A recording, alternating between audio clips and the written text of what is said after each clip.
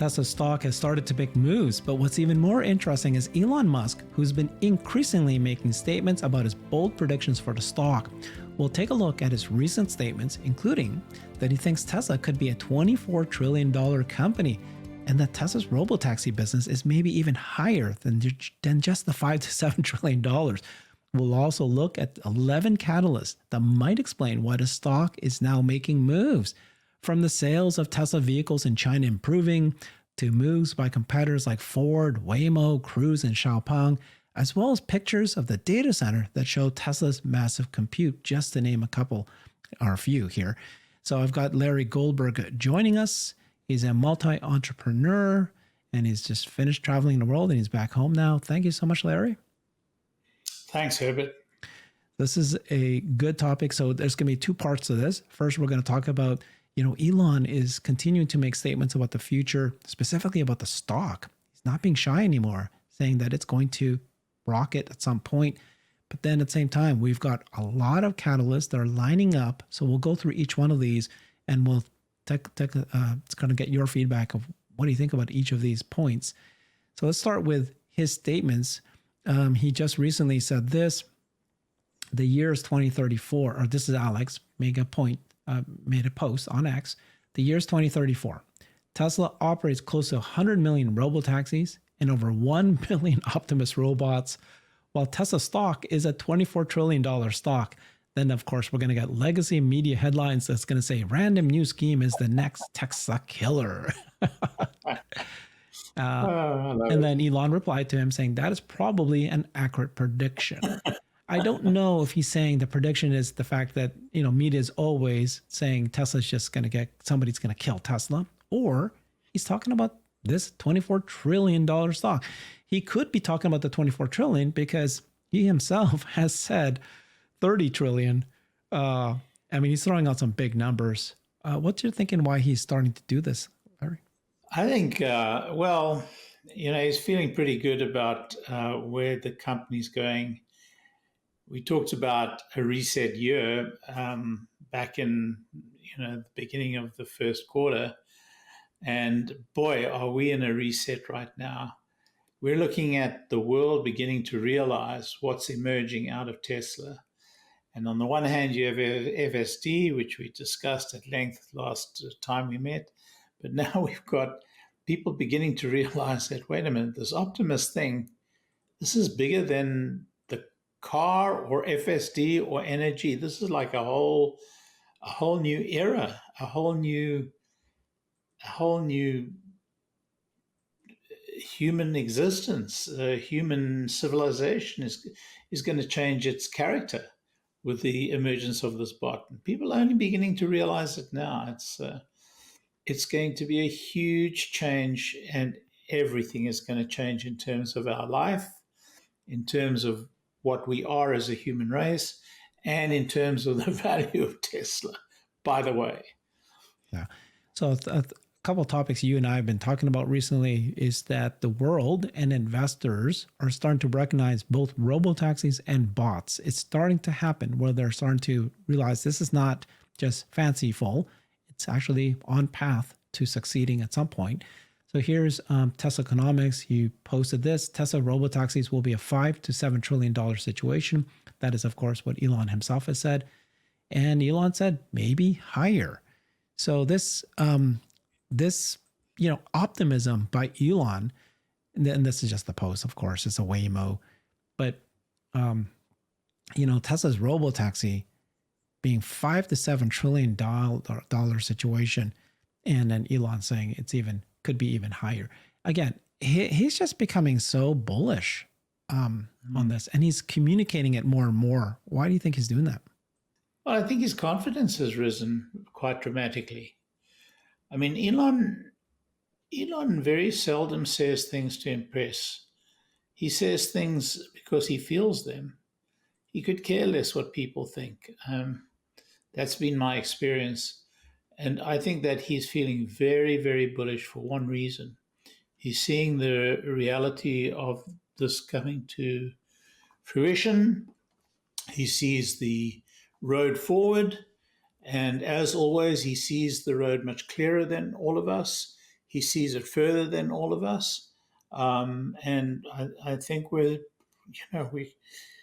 he feels that he's there and he sees the end game. So when he becomes more confident, I become more confident. And I've said all along the future is very, very bright for Tesla. I see 30 million vehicles a year. I see, a very large number of bots. I'm not as bullish as some that may be on this call, but I'm pretty bullish about the bots as well. And so I think that he's calling the future the way he sees it. So one of the questions I've been asking is, when you listen to Elon and he's starting to communicate his vision of how many trillions of dollars the company will become, what the value of the stock is going to be. He even gave you an example of a PE ratio and he's calculating it out. I'm seeing him thinking already and talking maybe even to the board about what his next 10-year goal and compensation plan might be. So I asked the question, how likely could Tesla actually release a 10-year plan for him before the 2018 comp plan is resolved? What's your thinking about that? Well, let's take this in two parts. The first is, could Tesla announce a plan for Elon for the next 10 years while the court case is going on? And the answer is yes, because they're now a Texas-based corporation. They're domiciled in Texas. They can operate under Texas law, and under Texas law, there should be no impediment to the board making a decision in that regard. The second part of that question is, should they? Because of the outstanding court case in Delaware. And there's a two-part answer to that. The first part is, from a tactical point of view, the court in Delaware would not look kindly upon that move, and it could imperil the final judgment. I don't think it has a legal reason for that, but we have to think about this judge has become very, very personally engaged in this thing, and any slight to her could really be negative in how she approaches this decision. I personally think that she's far too personally involved. I think she should recuse for several reasons, but nonetheless, it would not be, from that perspective, very good. And the second reason that they should is really a technical. It's a technical as well as a strategic issue, and that is this: if for any reason Tesla loses the court case ultimately in Delaware, that will change the 10-year plan they'll want to make for Elon. And so it would be very poor. It would be, for the first reason, bad for Tesla to come out with a plan for the next 10 years that says, if we lose the court case, he gets this, and if we don't lose the court case, then he gets that. And the Delaware court would not take kindly to that. So for those reasons, I think we're better off waiting, get the court case resolved in Delaware, and this could take a year and a half, 2 years. Who knows actually how many years, and let that play out, and then go ahead with the plan for the next 5-10 years in Texas. That's my reading of the situation. Yeah. Right. So that's possible though. And that's the interesting thing. That's the really important thing is like, okay, can you imagine if it happened and they say, okay, we haven't got that. We're just thinking this is it. Like, we're not going to make it formalized, but this might be an example. The excitement, do you think that would be a catalyst for the stock, or is it, okay, it's all talk still? No, I don't believe it would be a catalyst for the stock. I think it would be a distraction for everybody. Really? Because you'd have a lot of FUD coming in. You'd have a lot of arguments, and there would be a distraction. I don't think we need that distraction. I think it's distraction enough with a court case. I see. um, and I think it would be unnecessary. Okay, so this next segment here, it's very interesting because there, the sentiment and this, Tesla's a story stock. Margins and earnings aren't quite there, but everything seems to be turning up and looking good, and there's progress everywhere. And so here's 11 potential catalysts. And so I'm going to read through all of them first, and then we'll go through each one of them and think what you think. But this is from Randy Kirk. He posted this. I thought it was quite good. He said, "Why is Tesla stock headed up in the face of lowered earnings ahead?" And here's a bunch of possible reasons, 11 reasons. So number one, the China numbers for Tesla sales have started to improve. This is on a week-on-week basis for the second quarter. You start seeing it jump by 14%. That was reported. We did a show on that a couple of days ago. You got China FSD testing, right? So this is the approvals in legal regulatory in China that Tesla's FSD is being tested there or starting to be tested there, or at least movements. You have the comments from Xiaopeng CEO. The last show you and I just did, we did cover that in detail. He tested Tesla's FSD in California, and he is just through the roof praising Tesla's FSD, how great it is. You can see the excitement in his face. You got multiple positive notes from analysts. So I'll share a few of those from Baird. I got Dan Ives. Everybody seemed to be turning, and they're saying despite the expectation of lowered Q2 delivery numbers, we think that the future is what matters. You got Waymo announcing that they're opening up the app to everybody now, not just the beta list. And now you can get order Waymo in San Francisco. And then they said they've already had 300,000 downloads of their app. Pictures of the data center in Texas, which I'll show. This is one of the largest data centers for compute. Elon's been communicating how big this is going to be. Jim Farley of Ford, he was being interviewed recently, and he said that he thinks that for their services, that he could be 2 years away from hands and eye-free driving. And so some people are thinking, well, how could he say that they're 2 years away when they fired their AI, their autonomous technology? So people think that he must be referring to Tesla's FSD partnership. You got more analysis of Tesla's actual position in AI world. People are starting to realize and waking up that Tesla's actually a leader in AI, and the commitment that Tesla's making, the $10 billion, the new resources they're in, the NVIDIA compute that they're buying, the fact that there's going to be a date certain where some things will be revealed, like 8/8, right? They're going at 8/8, we'll do this show. Imminent approval of FSD for China, kind of already talked about it earlier. Likely impact on auto sales when FSD is complete and FSD supervision no longer required. People are starting to wake up and talking about this. As full self-driving improves, even before Robotaxi, wouldn't that increase the sales of Model 3 and Model Y when you know that could be in the future a potential Robotaxi? What do you think about that list?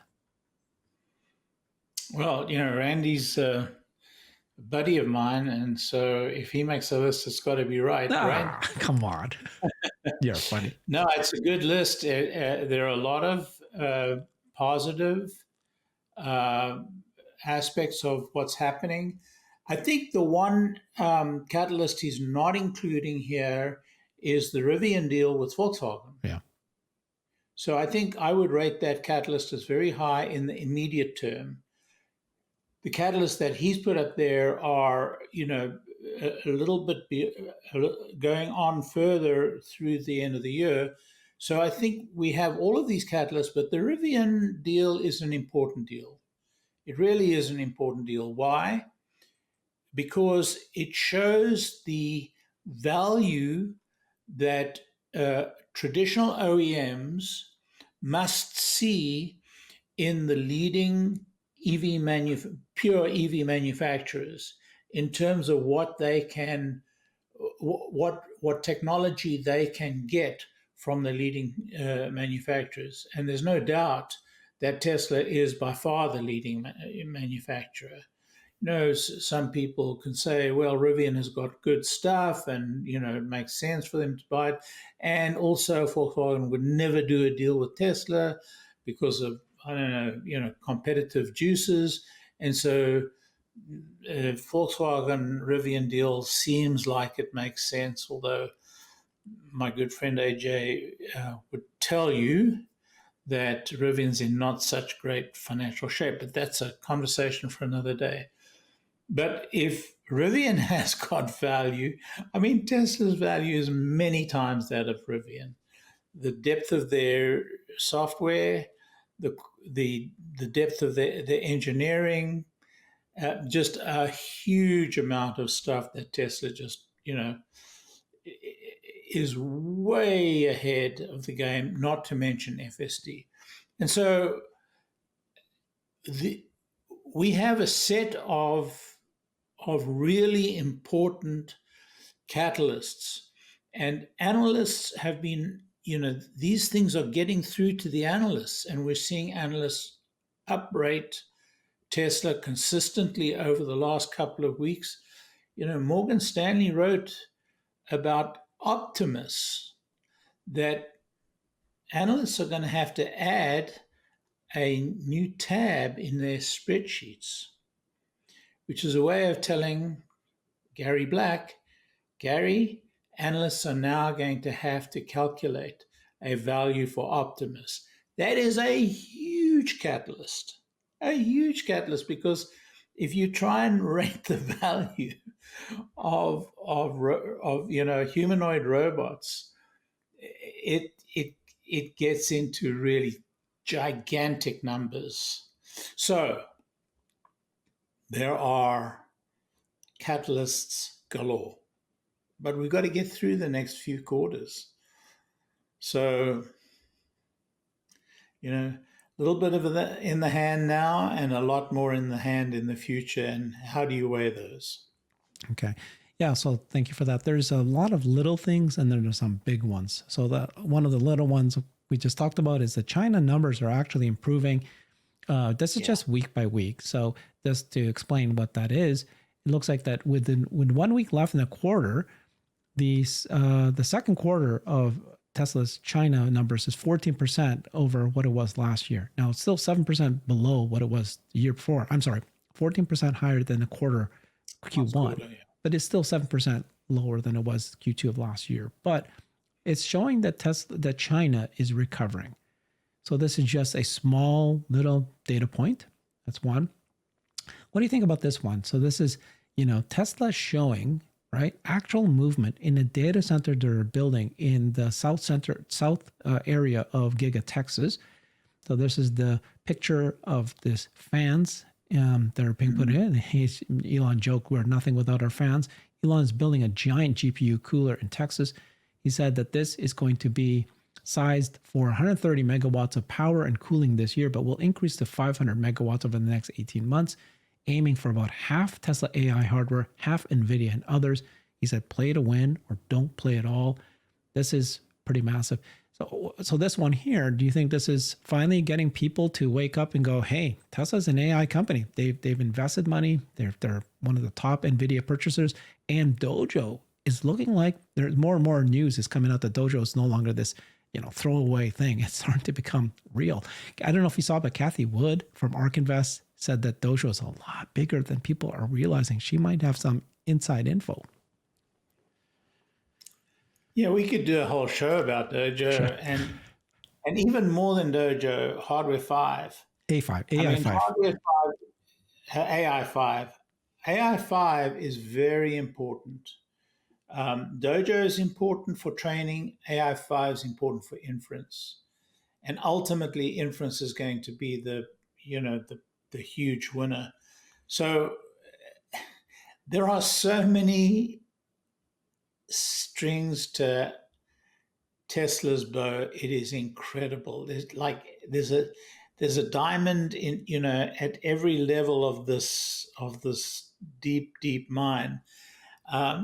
It is amazing. So yeah, all those catalysts are important, but people are beginning to understand the depth of Tesla's knowledge, capability, and now infrastructure in the AI world, and the importance of that to the future of the modern vehicle is undoubted, absolutely undoubted. Okay, let's cover the recent analysts. So there's been at least 3 that has been coming out, and they're talking about how Yeah, we know the Q2 numbers are going to be low, but they're starting to look forward. You said how Morgan Stanley actually talking about bots now. We'll cover that a little bit more detail later, but certainly the Robotaxi, that's taken hold. There are a few people that shocked me telling me that they think that 8.8 is going to be a catalyst. I never think that a product reveal is, but there has been a few institutional analysts who's been saying this as well. Let's listen into Dan Ives. So Dan was interviewed by Schwab Network, and he's with what is his Dan Wedbush Securities, and so he explains his $300 price target. So this is his comments just this recently. 300. I mean 275 to 300 is where we see that, and I think Tesla's going into the next stage of growth. I mean, I think you start now to turn the corner in China. They've made some tough headcount cuts. Profitability will ultimately ramp as growth returns. And August 8th, Robotaxi Day, I mean, that will be a historic day for Tesla. And betting against the Tesla story, look, all the bears thought, this was going to be the year this thing fell apart. They've hit struggles, no doubt. But I believe we're now starting to turn the corner, and that's sort of our thesis. A statement. What did you think? Dan Ives the man. I mean, he really, my favorite analyst. He's very strong. Also, has got very picturesque way of speaking. Look, 300 is a modest price target for a year. He always looks a year ahead. So 300 is for the year. I personally am skeptical that the 8.8 will be a catalyst. Yeah. Less skeptical now than I was earlier, I must say. Very impressed by this week's spurt. You can never tell with Tesla. These spurts could come out of nowhere and die away. I think the particular spurt was the focus on was the Rivian deal bringing focus to EVs again. And so whether that lasts beyond 8.8, I don't know. Now, I could be wrong this time. I could be wrong anytime, but I could be wrong. This particular 8.8 could be a catalyst. I doubt it, though. Yeah, I've been having debates with people, and I'm with you. Normally, a product demo has never, you can almost say that word, rarely has caused a stock to pop.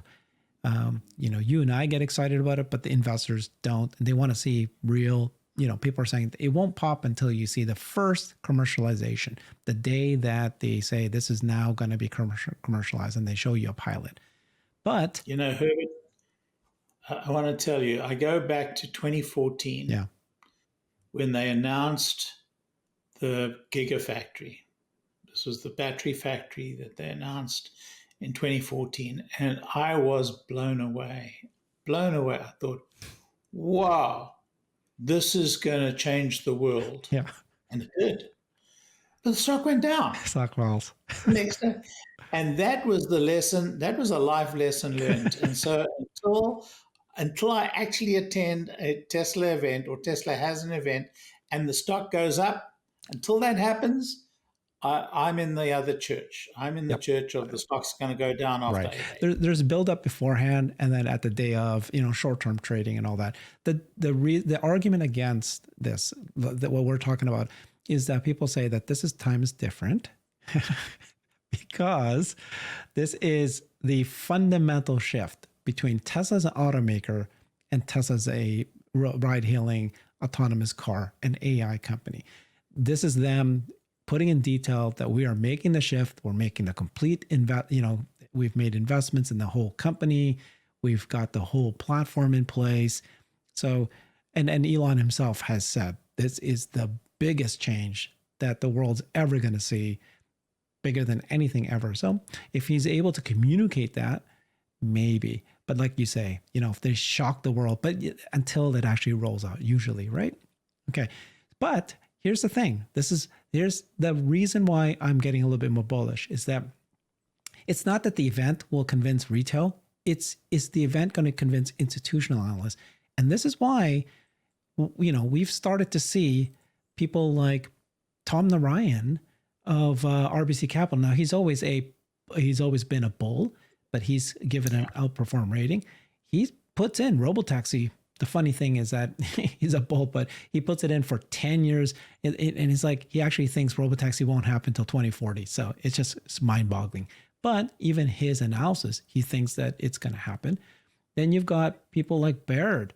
And there's another one that I reported on, Silas, that recently just actually for the first time started covering Tesla. They finally first put it in. So there's now new institutional analysts putting in money, buying this.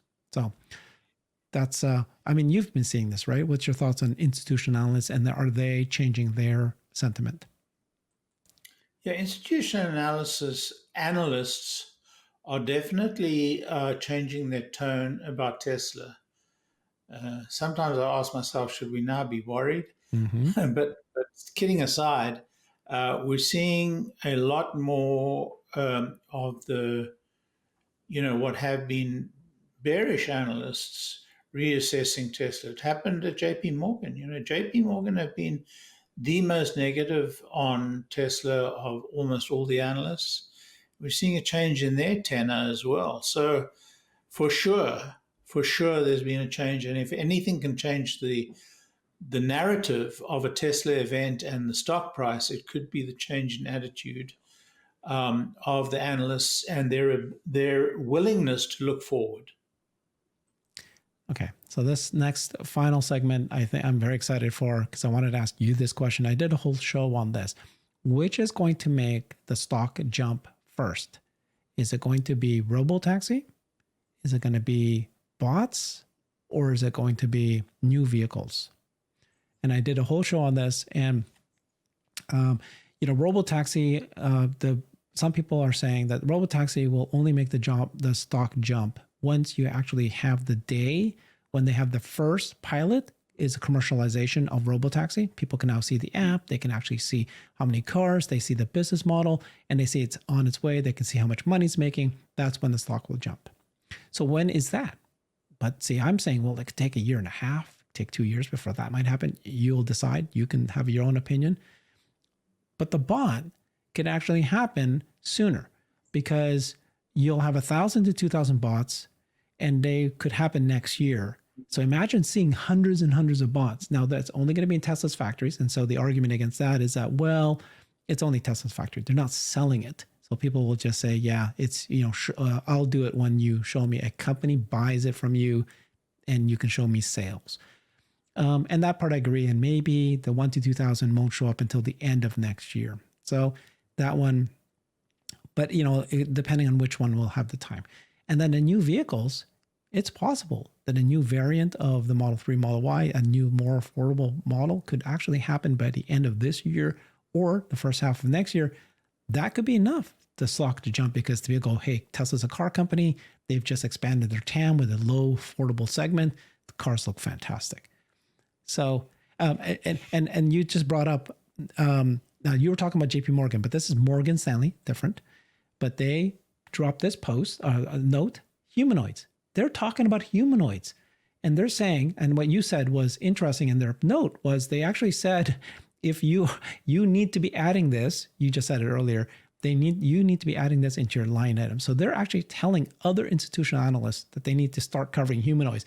But this is the part that I liked. It says here, we believe that humanoid time to commercialization will materialize faster than autonomous vehicles, given the variability of the autonomous vehicle operating environment in real world and corresponding safety implications versus the humanoid form factor, which can learn in a geofenced domain, warehouse, factory. Even though humanoids have more physical outputs, the difficult operating domain safety concerns and regulatory scrutiny that autonomous vehicles face pushes their adoption curve out to the right in our view. See what I'm saying? I've been saying this for a while too. So I'm curious, where do you land between those three options of what could make the stock jump first?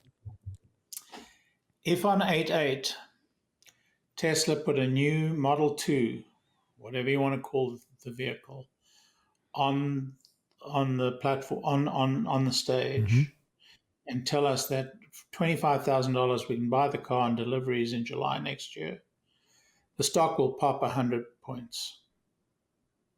Wait, we just covered this. Stock doesn't jump because there's a reveal. Cybertruck, my God, look at this brand new truck. Here's what it's going to be priced at. Stock falls. Well, it did fall, but we were in a different world in those days. The world that we're in now, the market is looking for Tesla to introduce a new vehicle.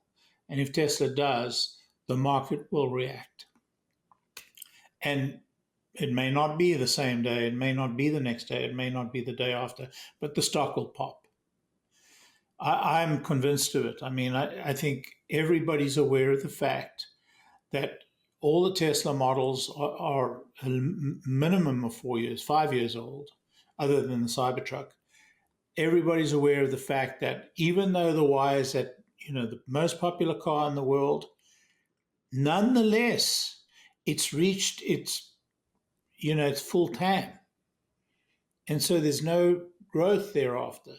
The one area that Tesla can show massive growth, aside from all the future stuff, in the immediate term, is the delivery of a low-priced vehicle. Been saying it for a long time. Gary Black's been saying it for 2.5, 3 years. And he's right. If you want the stock to pop short-term, for those investors that are institutions that are looking short-term, that's the fix.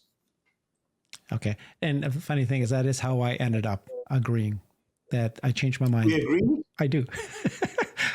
Wow. I initially said in this previous show that I did, it was going to be bots. And then as I thought it through, talked it over, it will be the more affordable vehicle, even if they don't show it in 8.8, but if they show it at the end of this year, even if it comes in first quarter of next year, I think it could be the one that pop. Isn't it funny though that we have three? We're debating which three is going to pop the stock. It's like going to completely change the narrative. It's the car, it's the bots, it's all coming in the same time frame. But look, this is entirely due to the nature of the investor. It has nothing to do with the long-term value of Tesla. Right.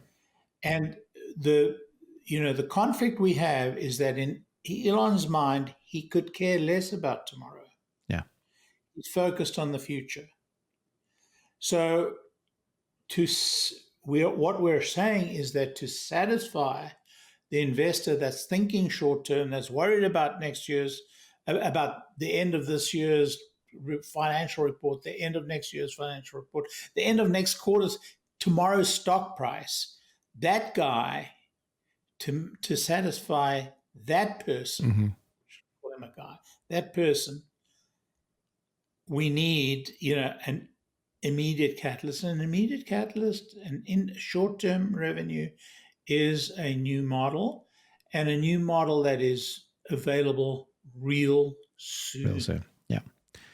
Okay. That was fun. Thank you so much, Larry. Appreciate you. There's so many catalysts that we reviewed and the big ones as well. Thank you so much, Larry. Follow him on X, Tesla Larry. Talk to you soon. Bye, everybody. I've created a website that is the most comprehensive resource for the Tesla investor. Please check it out. Simply go to my website at herbertong.com.